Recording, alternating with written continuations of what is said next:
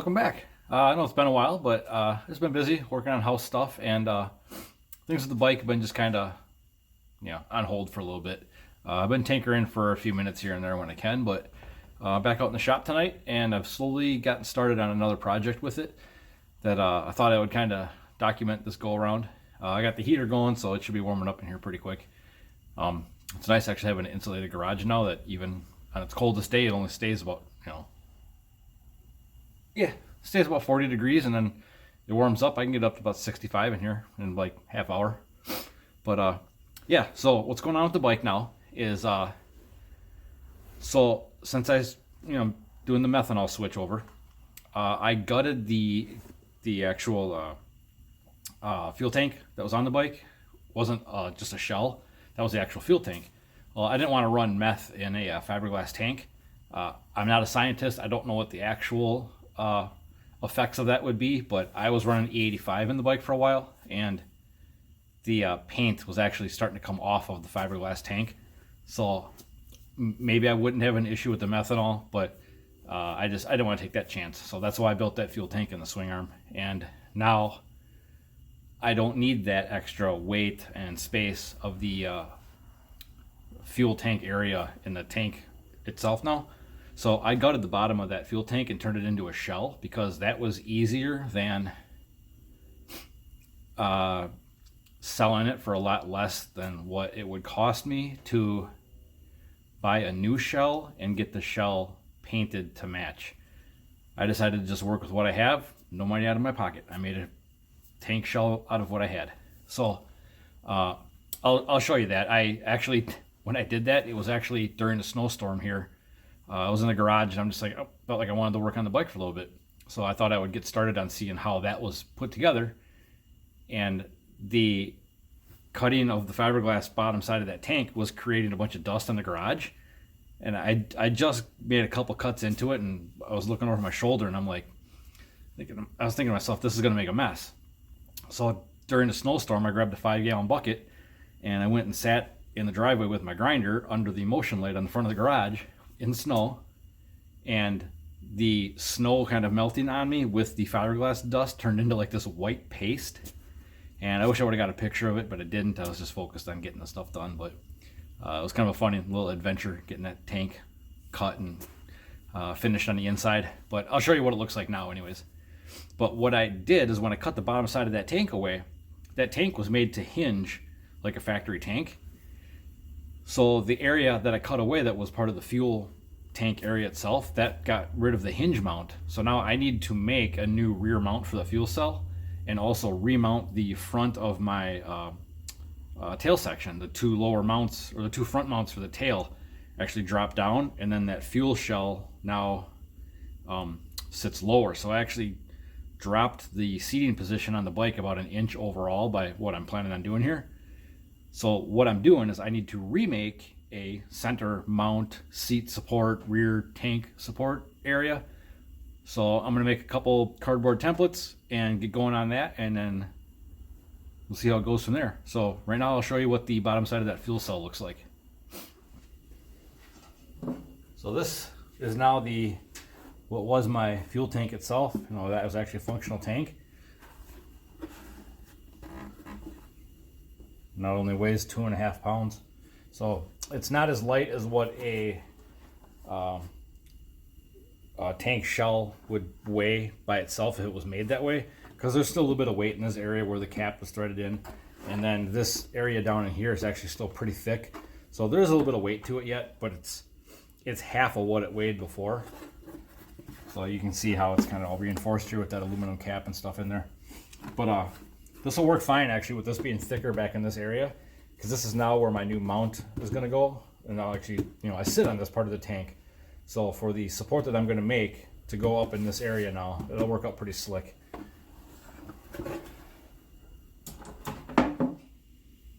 So now I've already been out here tinkering on this already.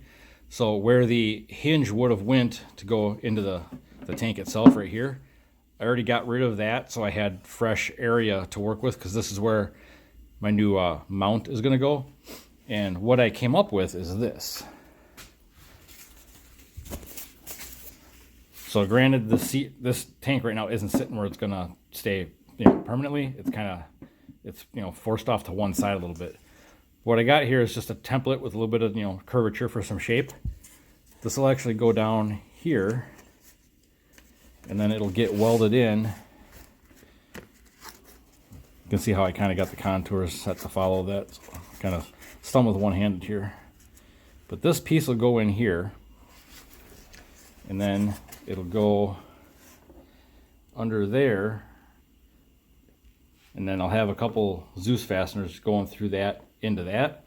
But if you see how this tank sits, so say it sits, stay put, so say it sits right there, you can see there's about a 1/2 inch gap in there. Well, what I'm going to do with this piece here is it's going to have a little bend in it. It's going to look something like this. And then when that's welded in under here, I'll actually take and I'll put a little support under this, like a rib on each side, so this can't flex that way. So this was my first template, but because there's curves up in here, it's hard to kind of freehand both sides to match real good. So what I did is I basically made the piece roughly how I want it, and this side ended up being like how I envisioned it being that I really wanted. This other side over here, just the curve, I didn't match the two, and this one ended up being a little pointier and didn't look as good. So what you end up having to do is just cut your template in half. And then if you go over here, you take your template and you take a good half and you trace it, and then you just flip it and line up your center line and trace it again. And now you have the same symmetrical shape on both sides. And then I actually modified back here a little bit. My width was a little bit off on this one. But now I'm going to cut out this template, double check my fit, and then we'll get going on cranking it out of some aluminum.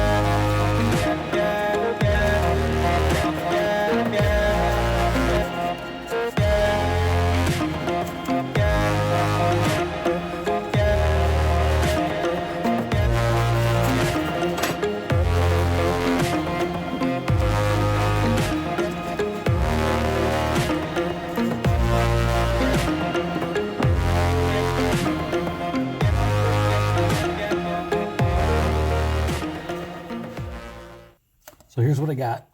Got a little kick up in there. So what I'm going to do is just mark, kind of was marking where these bends are going to be. This isn't like super rocket science exact.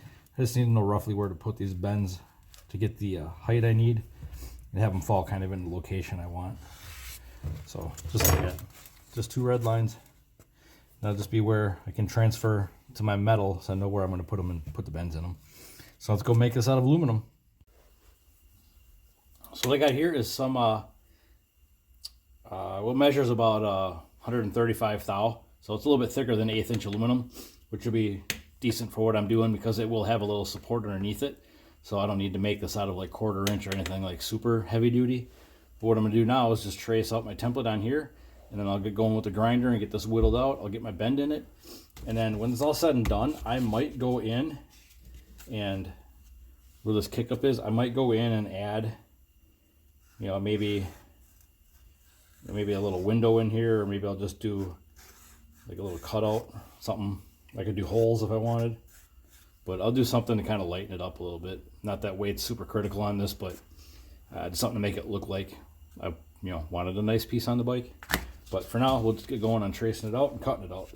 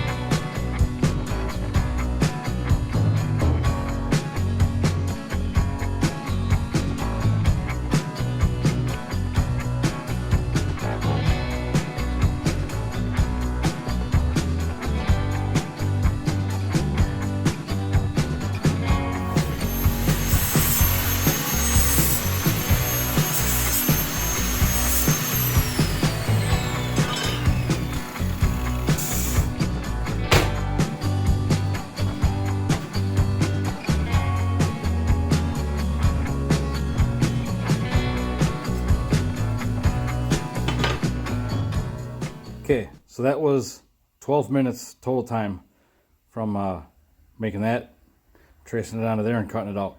So that's not too bad.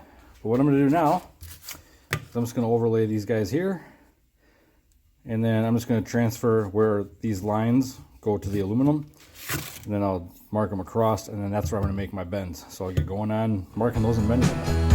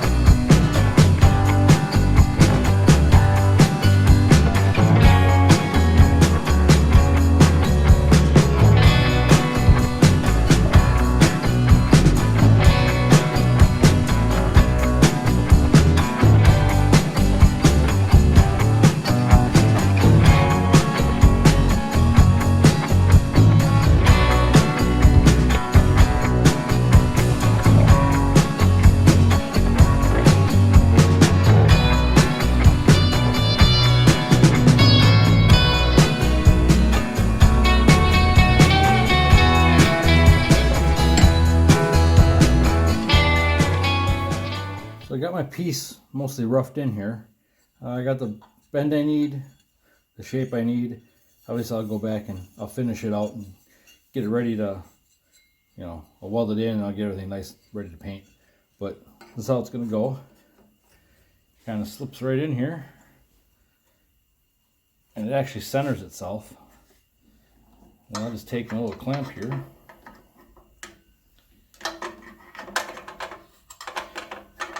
Get her in there.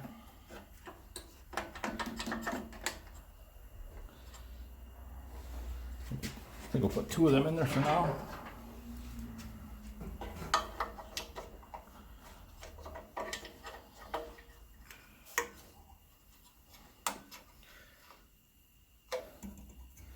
And then I'll get the fuel cell on here, or the tank shell on here, and we'll see how she fits.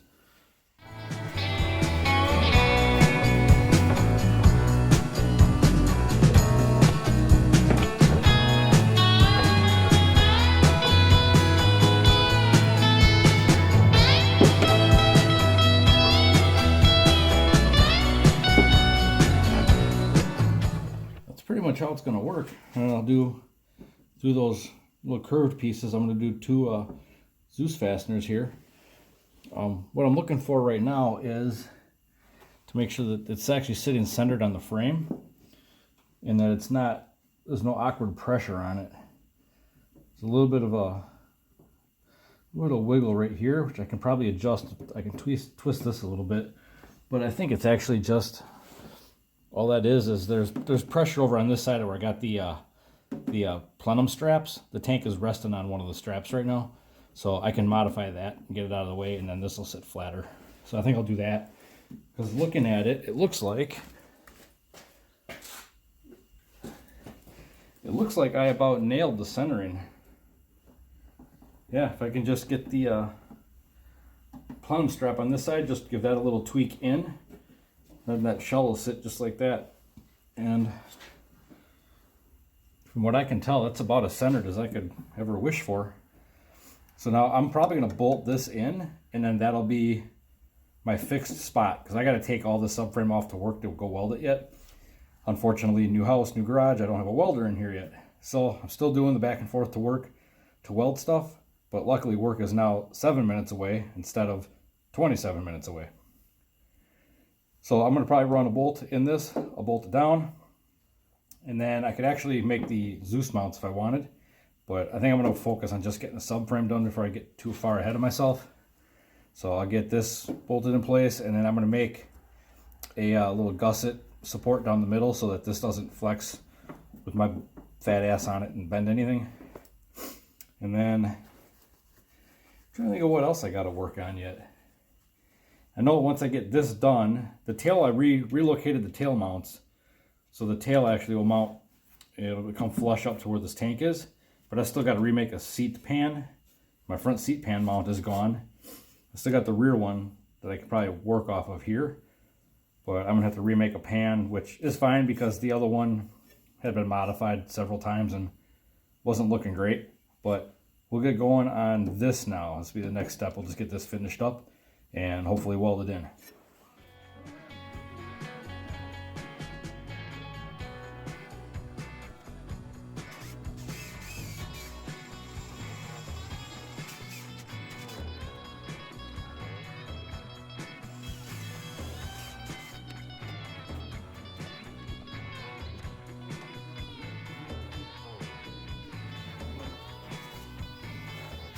So what I did here is I drilled a couple holes in this, and then I countersunk them, and then lined them up, marked them, drilled them. So now what I'll do is I'll bolt this on, but for now it'll be removable because eventually I'm going to come back in here and I'm going to sandblast all this out so I can TIG weld this all together. And then I'll probably remove the bolts, and then I'll do some plug welds. But for now, this will let me continue on with like mocking the rest of some of this stuff up.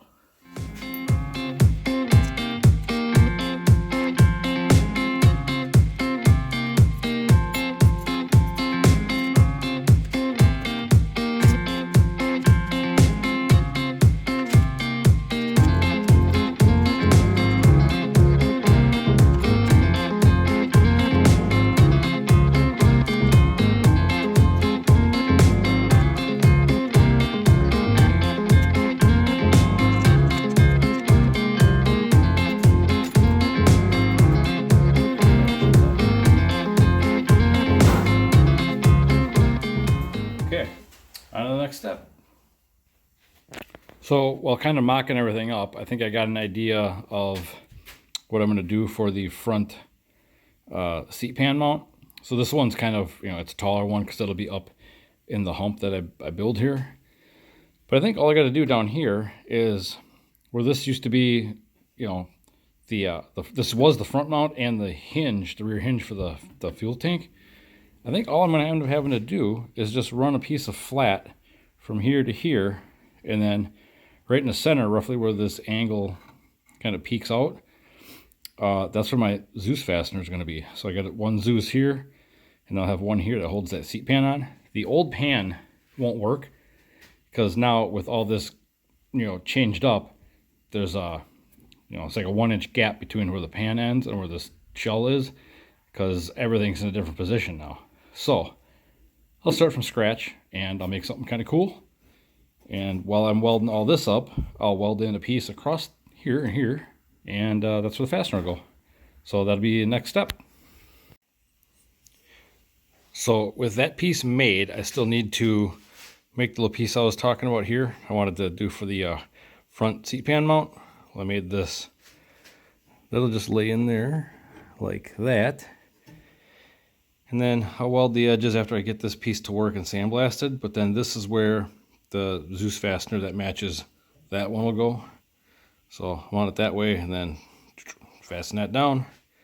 Then I'll be able to paint the subframe and put the 2 fasteners in here for the tank.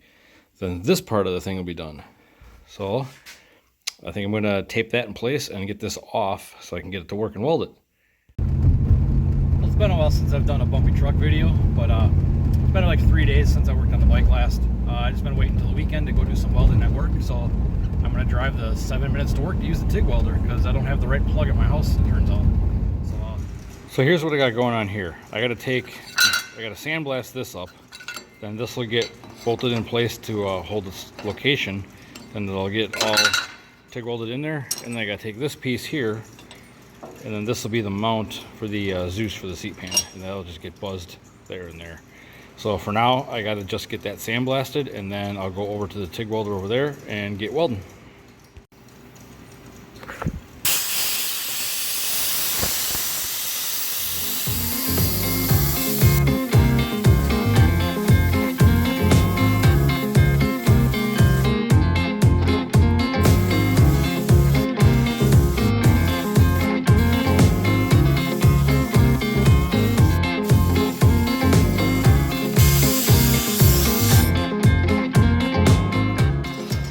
Bam, Bob's your uncle. Let's get this hokey ass shit welded now.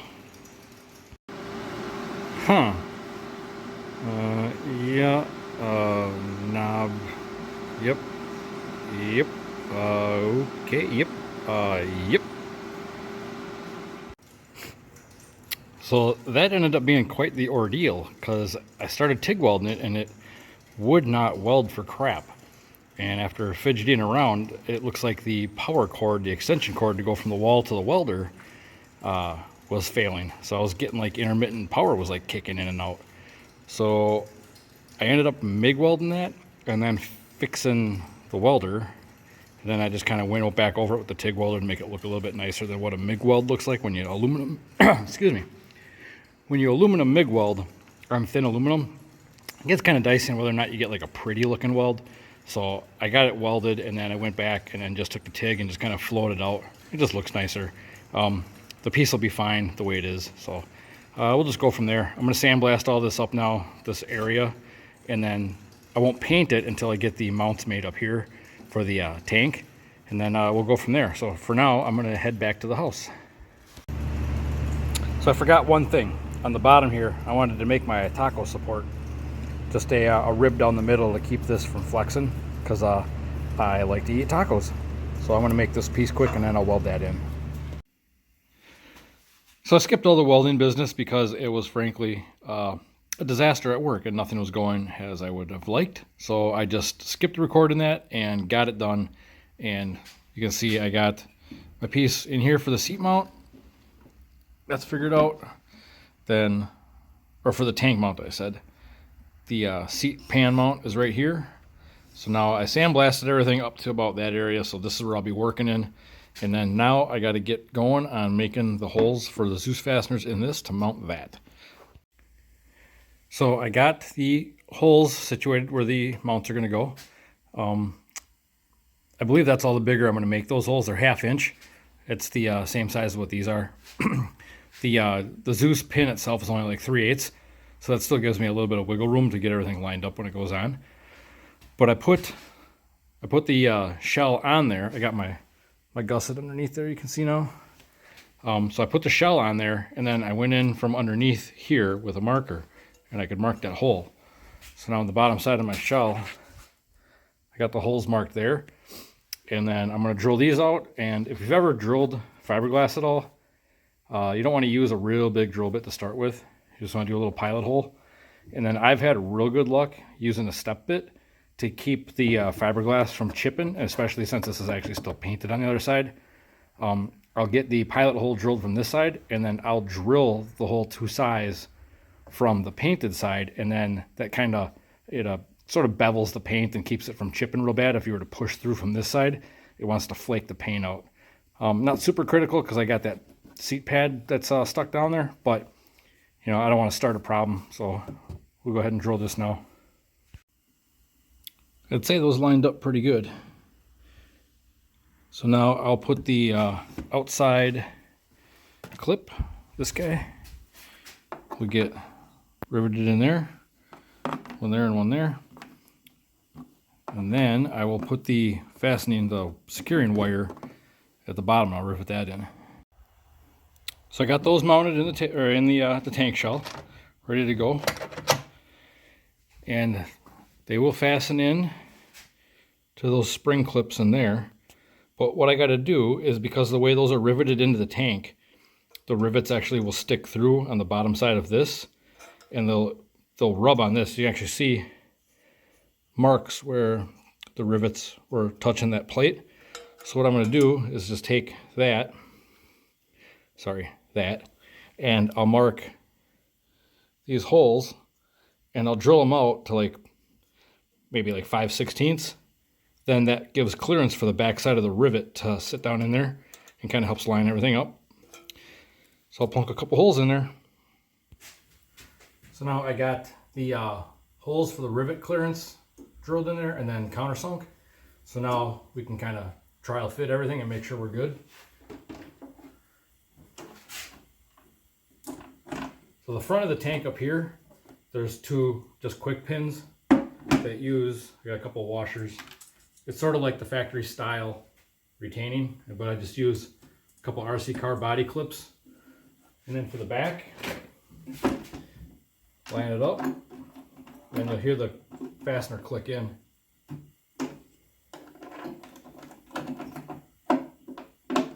There. So it fits. It's actually on there pretty secure too. So now I got to go ahead and make, back in here, which you can barely see, I'll make a quick mount here with the wire, but I won't have the top side of the Zeus ready because I got to make a pan yet. But if I got that hole in there, I know where everything's going to be, and then I can take this subframe off and I'll go repaint everything tonight, and then tomorrow will be reassembly. So I got this all figured out. I went ahead and redid the Zeus fasteners in the tail too. The bike's it's been redone so many times that things are just starting to not line up real good. So I got that all squared away. So now everything with the tail, when it's mounted up, it sits in kind of a relaxed state. I'm not forcing anything, which is cool because I don't got to worry about cracking fiberglass and chipping paint and all that, because this thing is still in really good shape. But I'm going to now disassemble all this, which is basically just taking the shell and the tail back off. And then I'm going to take this subframe and finish sandblasting it and get it all painted up. And then we'll do some reassembly tomorrow.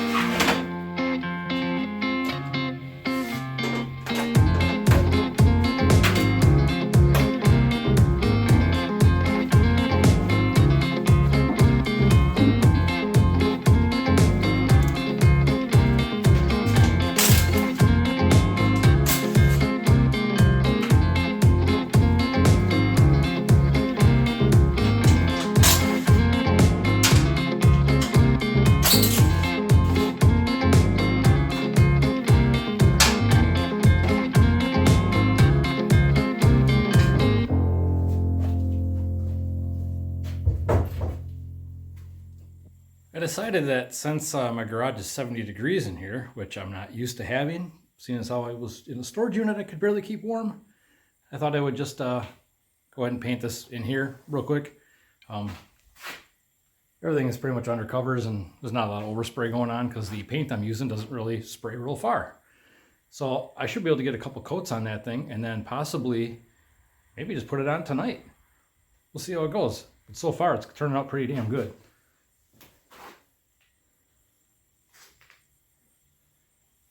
It's actually a VHT wrinkle finish. I'm not going with the satin smooth, chassis black look anymore.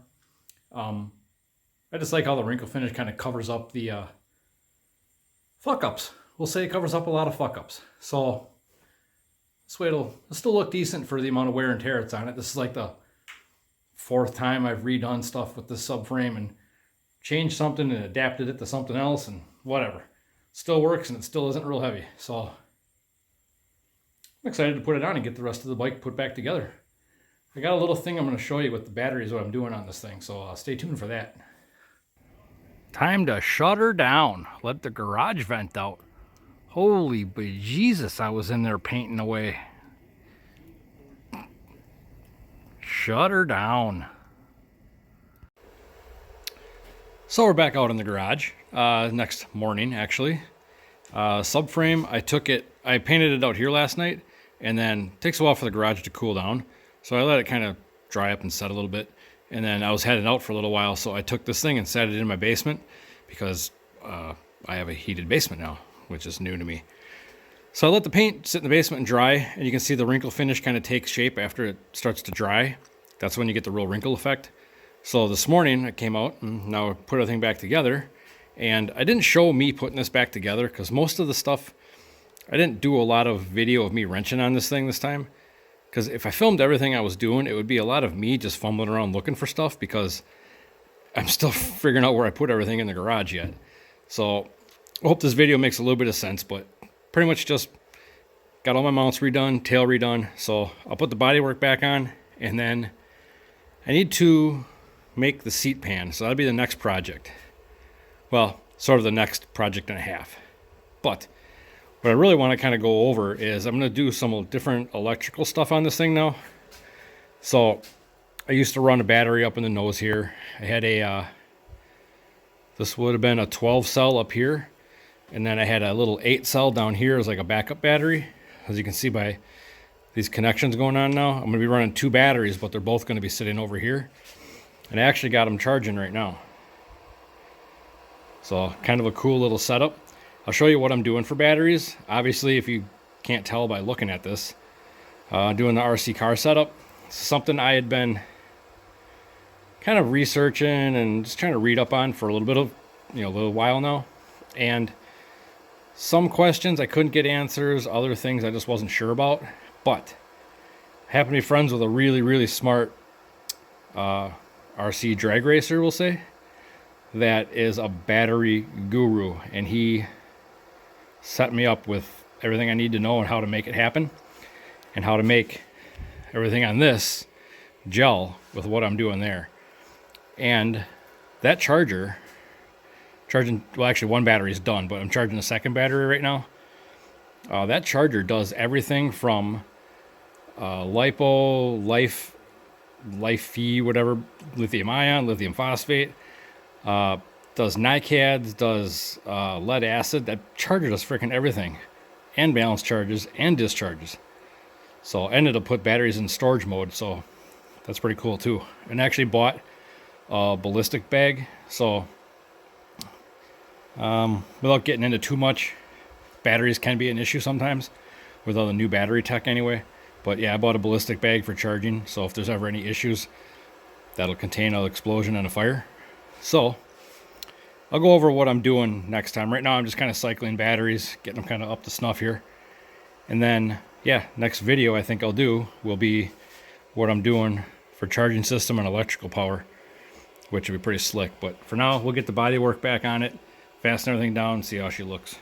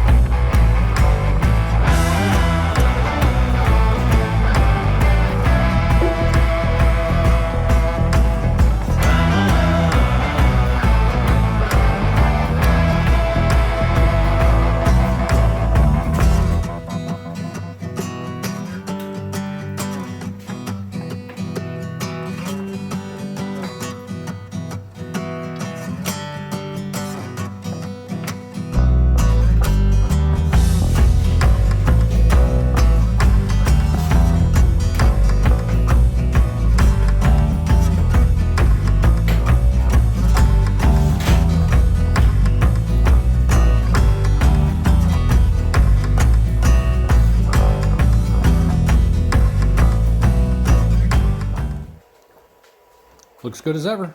Everything lined up good. I really like how this all turned out in here. Everything's kind of fastened down real nice. I'll get going on making more of my cardboard handiwork and get a template kind of made up for this. Again, I'll probably make it out of aluminum just because I am not good with fiberglass and I'm not paying someone else to do it for me. So until I figure out how to use fiberglass or carbon fiber or whatever, I'll be making that out of some thin aluminum. And then, like I said, I'll get going on making up new battery holder configuration, and I got to redo a couple battery cables.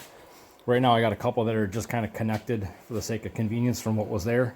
I'll change that up for the whole new setup, so that'll probably be in the next video. So for now, thanks for watching, and sorry it's been so long. See y'all soon.